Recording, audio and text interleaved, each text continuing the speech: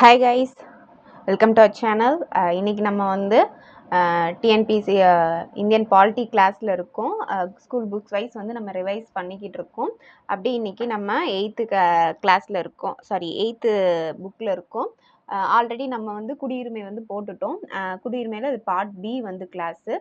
இதை பாருங்கள், அதில் வந்து நம்ம குடியுரிமைனா என்னென்னு பார்த்தோம். அதில் வெளிநாட்டு வாழ் குடியுரிமை, இங்கேருந்து எப்படி நம்ம குடியுரிமை வாங்குறது, இழக்கிறது, எல்லா கண்டிஷன்ஸும் நம்ம பார்த்தோம். ஸோ அந்த வீடியோ பார்த்துருங்க, நான் லிங்க் வந்து டிஸ்கிரிப்ஷனில் தரேன்.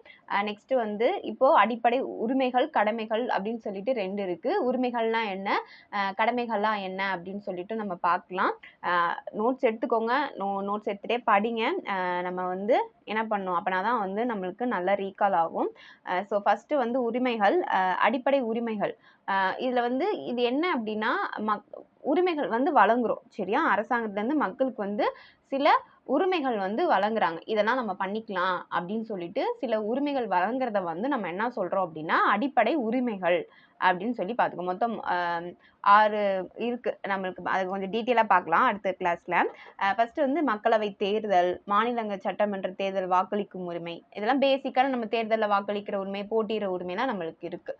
நெக்ஸ்ட்டு வந்து பார்த்தோம் அப்படின்னா அரசு அலுவலகங்கள் பணிபுரியும் உரிமை. இப்போ நம்ம அதுக்கு தானே படிச்சுட்டு இருக்கோம். எக்ஸாமுக்கு படித்து அதில் பாஸ் ஆகி நம்ம போகிறதா நம்மளோட எய்மாக இருக்குது.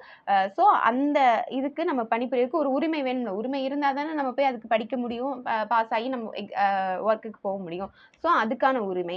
அடுத்து பாராளுமன்றம் மற்றும் மாநில சட்டமன்றங்கள் உறுப்பினராவுக்கு உரிமை. இதெல்லாமே வந்துட்டு நம்மளுக்கு என்ன சொல்கிறாங்க அப்படின்னா அடிப்படை உரிமைகளில் வந்து வருது.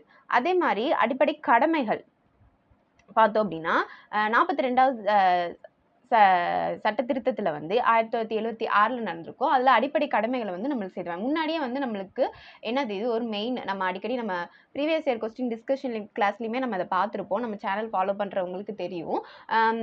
42வது சட்ட திருத்தம் 1977 தான் வந்து அடிப்படை கடமைகள்ன்ற ஒரு இதை வந்து சோவியத் யூனியன்லேருந்து எடுத்து சேர்த்துருப்பாங்க சரியா.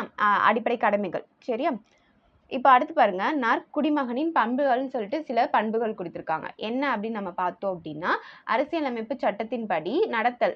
அதாவது இப்போ நம்ம இருக்கு இல்லையா அரசியலமைப்பு சட்டம், அந்த சட்டத்தை வந்து மதிச்சு நடக்கிறது வந்து ஒரு நல்ல குடிமகனோட பண்பு அப்படின்னு சொல்றாங்க. அதே மாதிரி சட்டத்துக்கு கீழ்ப்படிதல்.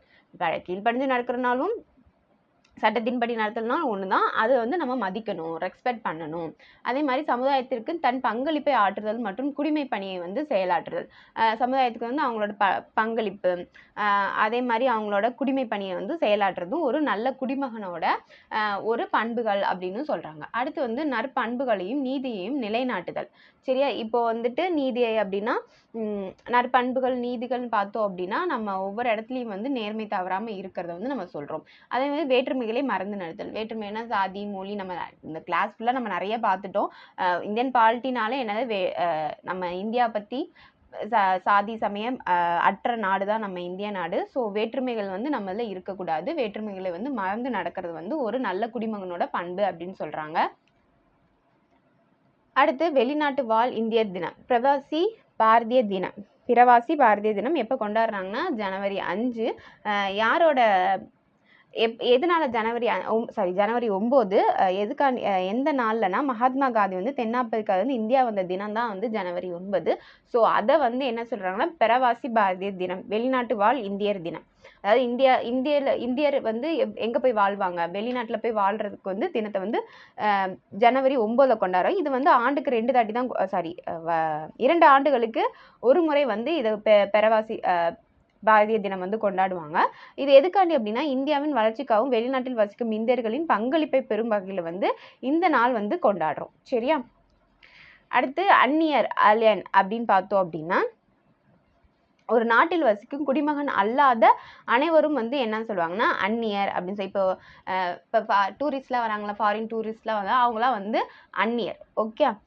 அதே மாதிரி குடியேறியவர்னா இமிக்ரெண்ட், வெளியிருந்து நம்மளுக்கு என்ன பண்ணியிருப்பாங்க, உள்ளே வந்திருப்பாங்க.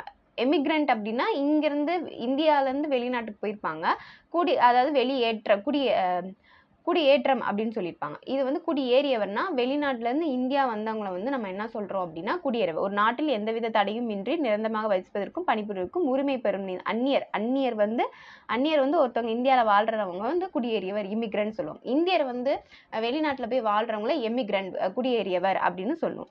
அடுத்து உலகளாவிய குடியுரிமை என்னன்னு பார்த்தோம் அப்படின்னா புதிய சமுதாயத்தை உருவாக்குது வந்து இன்றைய இளைஞர்களின் ஈடுபாட்டையும் பங்களிப்பையும் பெறுவது வந்து என்ன சொல்றாங்க அப்படின்னா உலகளாவிய குடியுரிமை அப்படின்னு சொல்றாங்க. சரியா? இதோட இந்த கிளாஸ் முடிஞ்சு. அதாவது குடியுரிமை 8th ஸ்டாண்டர்ட்ல குடியுரிமை நம்மளுக்கு வந்து முடிஞ்சு. ஸோ எல்லா கிளாஸஸையும் பார்த்துருங்க. பார்த்தீங்கன்னா தான் உங்களுக்கு வந்து ஒரு கிளாரிட்டி கிடைக்கும். ஓகேயா? அதே மாதிரி நம்ம இதில் தமிழ் கிளாஸஸ் ஆல்ரெடி போய்கிட்டு இருக்கு. ஸோ அதுக்கான வீடியோஸும் நம்ம சேனலில் இருக்குது. கரண்ட் அஃபேர்ஸ் டெய்லி நம்ம சேனலில் போட்டுக்கிட்டு இருக்கோம். ஸோ மறக்காமல் சேனலை சப்ஸ்கிரைப் பண்ணுங்கள் இந்த மாதிரி வீடியோ பார்க்குறதுக்கு. ஓகேயா? வீடியோ பிடிச்சிருந்துச்சுன்னா லைக் பண்ணுங்கள். தேங்க்யூ.